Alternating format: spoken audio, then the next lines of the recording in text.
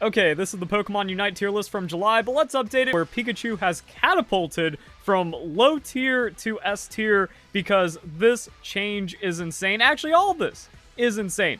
Volt Tackle was already its best move. You either buff the less used move to make it more viable, or you nerf the top move. That way it's not the only thing that's picked, but it gets buffed to have a 1 second less cooldown, which matters a lot. Now it's getting 2 of those in a fight, and it gets 25% movement speed for 2 seconds, so it just gets to do all kinds of crazy stuff. It can disrupt, kite away, hit you with the Electro Ball, and then by the time you're done chasing it, Volt Tackle's back up. Isn't that just great? And then the Unite move, hitting 2 targets. That, you can't just double the effectiveness of a Unite move. If you've been playing any of the games and there's a Pikachu on the enemy team, which is very frequent now because everyone's spamming this free-low character, it's like, oh, wait, why did we just dissolve at every team fight? It's because of Pikachu's Unite move.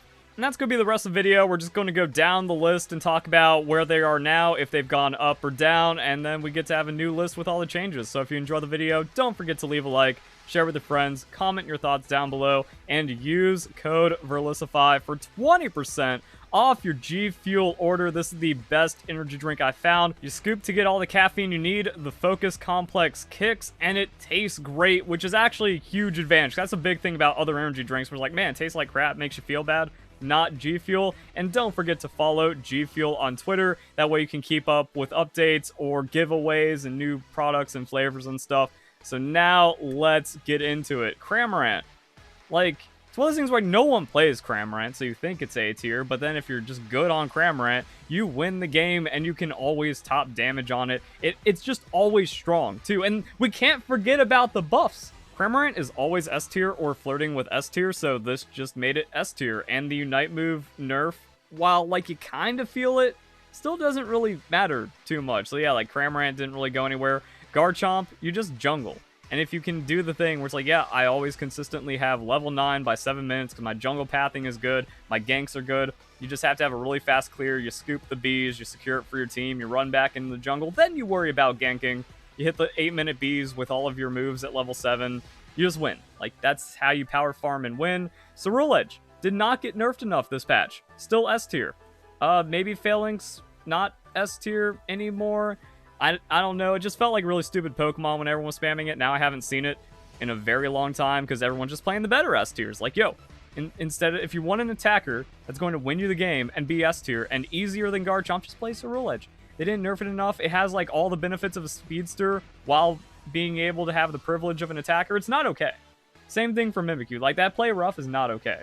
And they didn't do anything. They buffed Mimikyu, right? Now, another weird thing. Haven't seen as much Scizor. Again, I guess Mimikyu and Ceruledge are just easier to play for the free wins. But I had it in S tier last time because it's just so many physical fighters. So you go Scizor, you go Bullet Punch, and then you just beat all the other high tier characters because they're mostly attackers, even though we still got some strong mages out there. So yeah, Scizor probably still S tier, and now as we go into A tier, it's probably good for me to just talk about how I see the tiers. S tier being free means, like, if you're just a good player, you can win the game. Like, the game is free to win on these characters if you know what they're doing because they're, like, super busted and overtuned, like what just happened with Pikachu or how Ceruledge has been. Or if, like, you're just a strong player, you can take these kits and just win games. A tier, the way I see A tier is, like, if you're good at the game and you are specialized in this character, it's an S tier Pokemon for you. Like, I've seen S tier Mr. Mime stuff still, despite how much the character's been nerfed,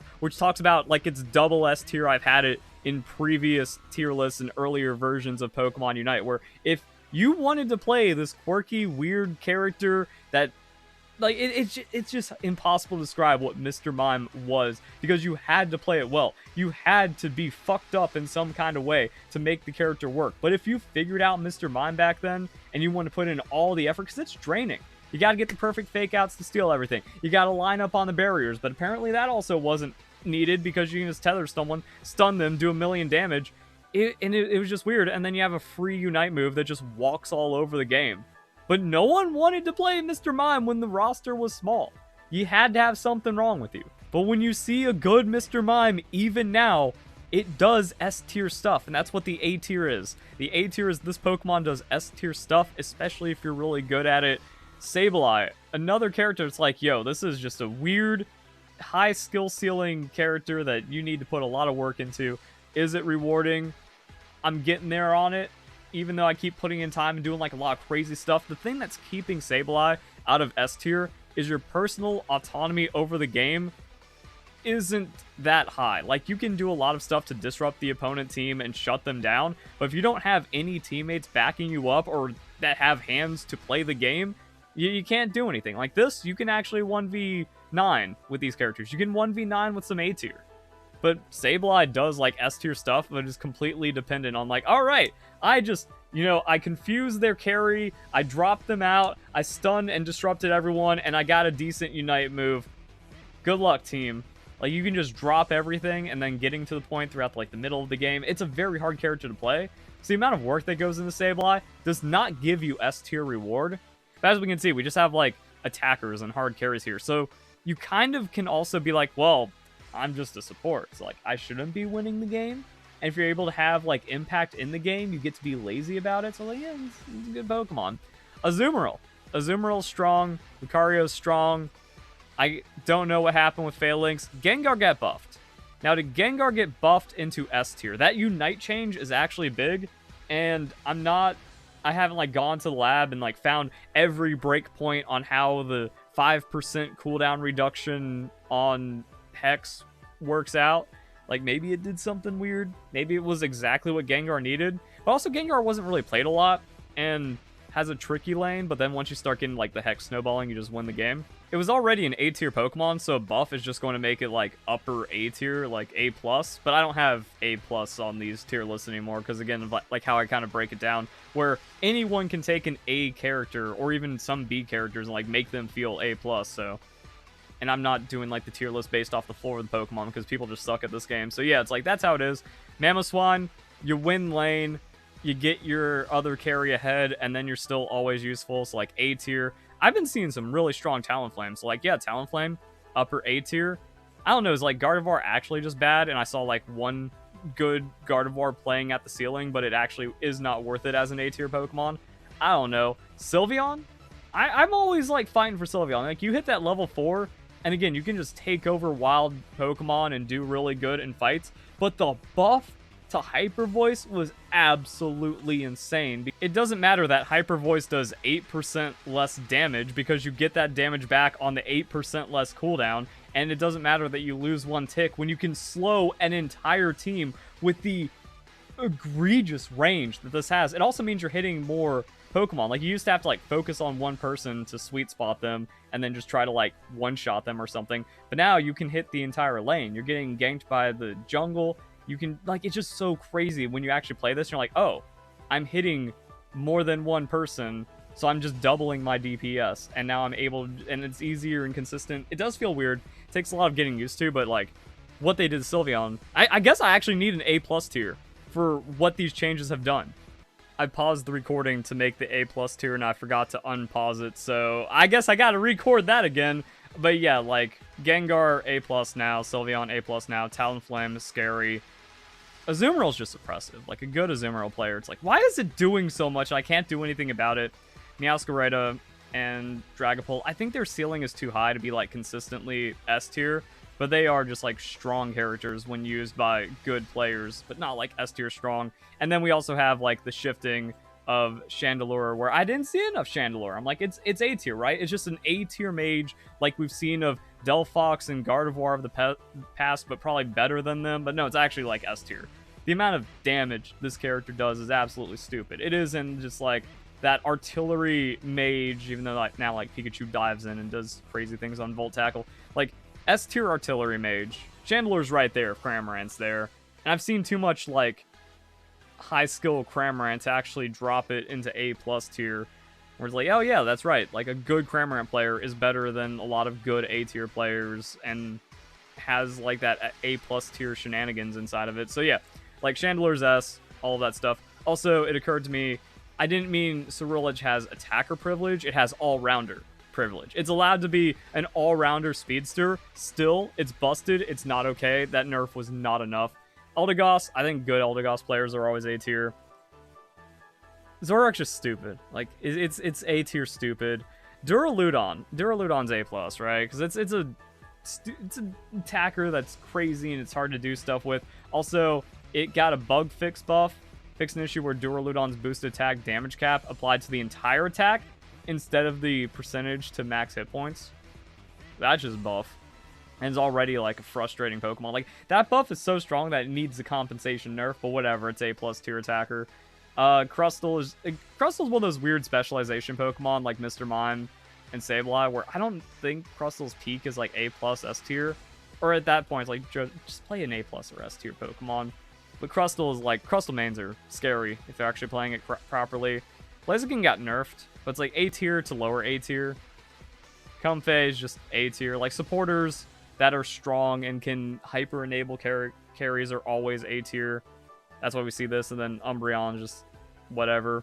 Zeraora isn't free, but a good Zeraora player can take over the game. And then, like, I've seen some stuff where it's like, wait a second, did I just get warped back 3 years with how much damage Zeraora just did and, like, how that Unite move popped off? So, you know how to play it right. It's good.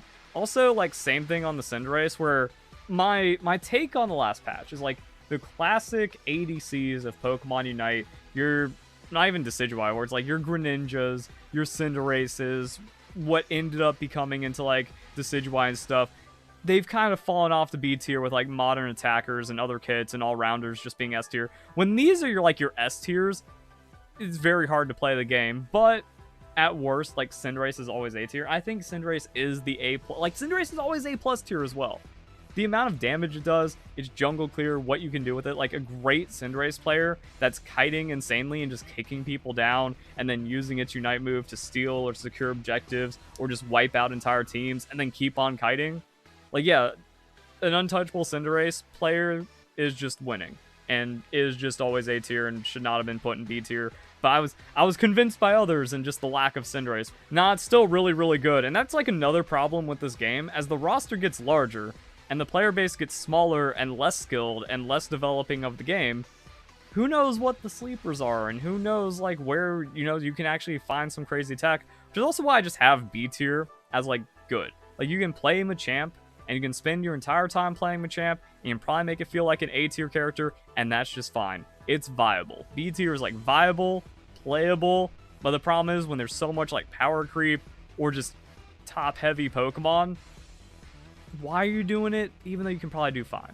But also Charizard buffs went crazy. Charizard's A tier. It's like weaker laning and less oppressive jungling has it be, but then like at the end of the day it's a Charizard. It uses its Unite and it dissolves the team and doesn't let you play the game.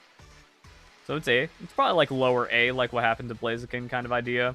Greninja, I just don't believe in Greninja as much as Cinderace. This isn't like halfway through the first year of Pokemon Unite where like Cinderace and Greninja are just trading A and S tier. It's like upper B on Greninja. I think like you're just better off learning Cinderace and getting like cracked on Cinderace. Espeon is weird because it went from like useless to buffed to like, I see A tier Espeons. I see Espeons that don't matter. I think there's just better mages. Like, when you're in mage contention, you gotta be better than Espeon to get out of B tier.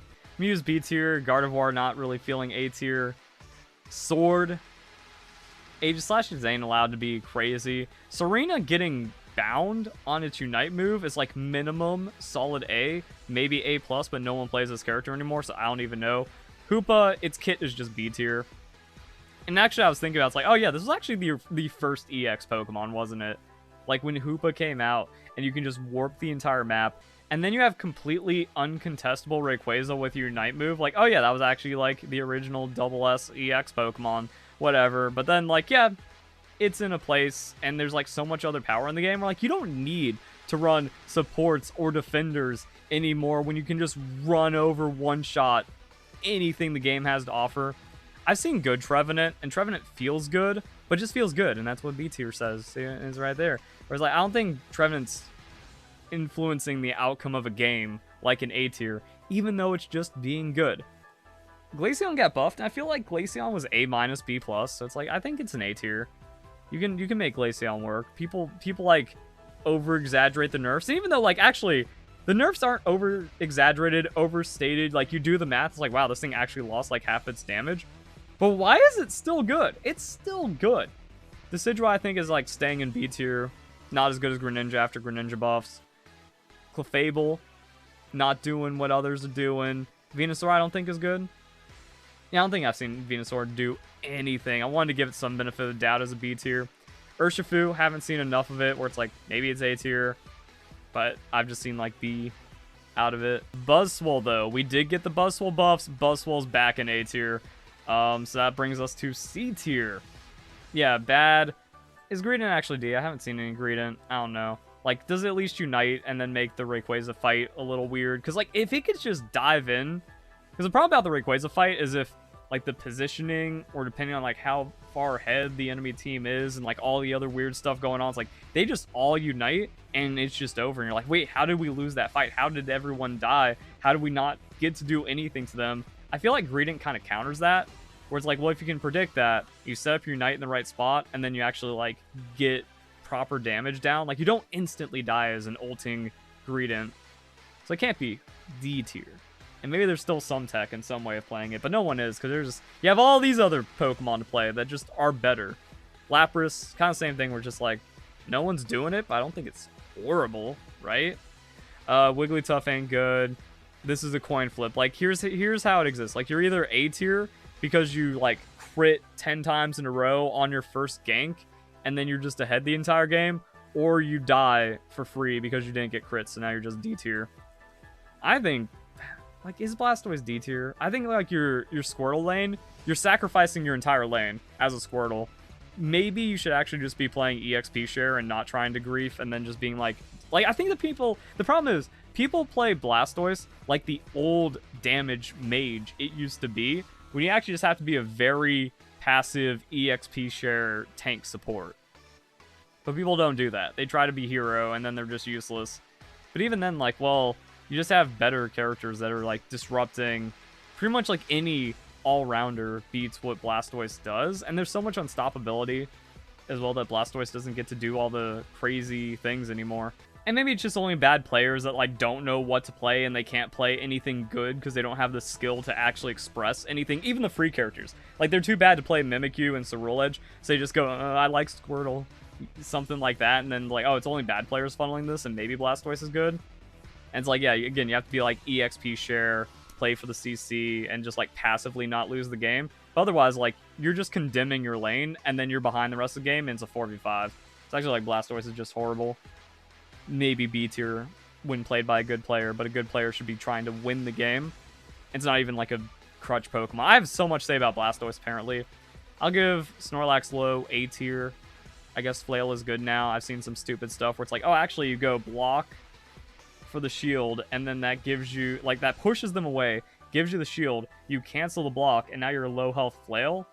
And there's kind of no counterplay to it. Or, like, you go Flail, you hit them, you duel, and then you block them off, and then you wait for that Flail cooldown. You also have Unite, so, like, you can actually make Flail work now. But, yeah, like, Yawn is the toss. Like, Yawn Flail was bad, and now it's the block Flail that makes it work. Maybe mid A tier. I don't know, I just haven't seen Dark Urshifu ever do anything, and no one's playing Ninetales anymore. Which brings us to our last one. So these Pokemon I had in, like, didn't know tier, or just EX. All the EX Pokemon are, like, B tier now, except Ho-Oh. I don't know how. We're just like, oh, Ho-Oh just gets out of every lane, like, into the mid-game ahead. And it's, for some reason, like, somehow just stomps my bot lane every time, and now it's really annoying. And if you have someone that has a brain and they know how to unite properly, it's like, yeah, that's not cool what it does. I think it's like A- tier. But then, like, did all the other EXs just kind of get nerfed into being B tier? I think Miraidon's A. And the Ho-Oh nerfs don't look like they actually nerfed Ho-Oh into B tier. And then they didn't even touch Miraidon or Mewtwo. So it's like, yeah, whatever. EX doesn't exist anymore. Now the game's kind of weird. And then, like, the rest of the top-heavy stuff just makes no sense. Inteleon... B tier, like, when Cinderace exists, when Duraludon exists, when all these other Pokemon exist, like, yeah, I've seen some cool stuff from Inteleon. It can be annoying, like, sometimes like, whoa, Inteleon, what'd you do there? But then the rest of it is, you can play the others, and I think they're better. Metagross seems to be pretty good A tier. I still have no idea what Leafeon does. It just seems Doduo is, like, one of those, like, crazy skill cap. Like, Doduo's up here with the Mr. Mime, Sableye, Crustle. I haven't seen purely expressive Doduo ceiling, but I think Doduo ceiling, or not Doduo, Dodrio ceiling is like really high up there, but no one can achieve it. So it's like, yeah, maybe it's actually A+, but there's no A+ Dodrio players out there. The thing is, I don't see Scyther as much as Scizor, and I haven't seen even as much Scizor, and Gyarados is like A+ tier. Like, my goodness, I didn't know it did that, and then I went against it, and now it's becoming more common. It's like, oh, it do that, and it's good. And then D tier, Slowbro's bad, always bad, just got nerfed, even worse.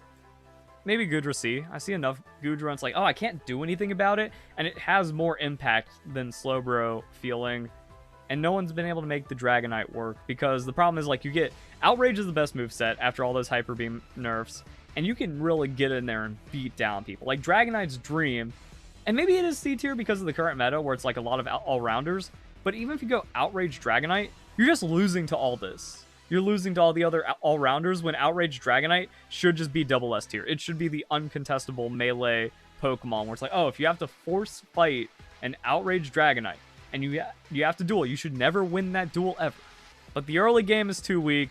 You get behind, and even if you're even or ahead, you don't do as much, and then there's still like so much movement and stuff where it's like, oh, Mimikyu's just beating me up and it's unstoppable, so I'm not able to punch it down. Ceruledge is kiting me as a melee. What? And then, like, all the other stupid stuff going on. It's like, oh, Dragonite just loses, even when it has its best moveset in its best opportunity. Dragonite's just bad.